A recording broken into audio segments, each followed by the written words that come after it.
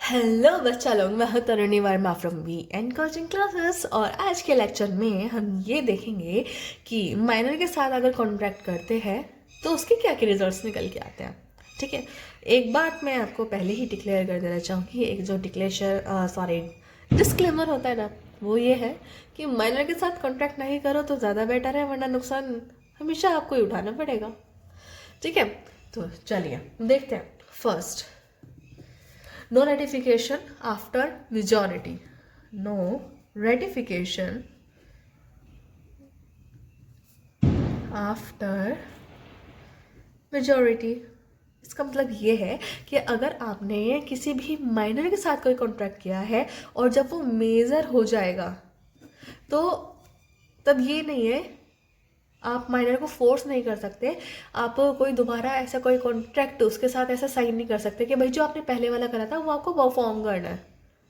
ठीक है, no ratification इसका मतलब ये है कि जैसे आपने कोई कॉन्ट्रैक्ट साइन करा, कोई कॉन्ट्रैक्ट आपने माइनर के साथ साइन कर दिया, तो जब वो 18 का हो जाएगा तो उसमें कोई रेक्टिफिकेशन नहीं हो सकता, उसी कॉन्ट्रैक्ट में कोई चेंज नहीं हो सकता कि वो उसको परफॉर्म करे।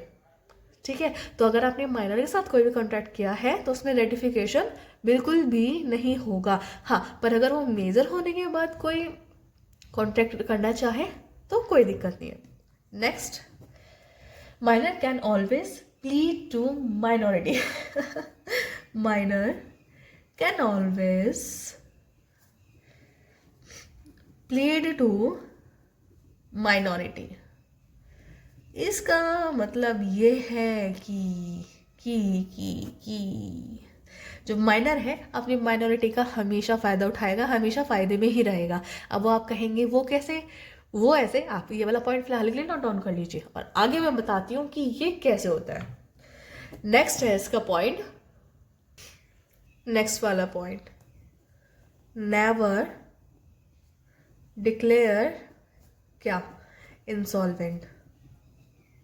आप कभी किसी माइनर को इंसॉल्वेंट डिक्लेयर नहीं कर सकते, चाहे उसने आपसे कितनी कर्ज ले रखी हो, चाहे उसको कितना ही लॉस हो रहा हो, पर लॉ उसको कभी ये नहीं कहेगा कि आप इंसॉल्वेंट हो।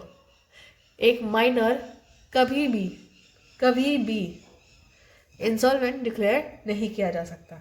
ठीक है, next, guardian can enter into contract for beneficiary for minor. Guardian मतलब कि जो माइनर के मम्मा पापा है, पेरेंट्स या फिर उसके गार्डियन, मतलब कि जो माइनर के मम्मा पापा है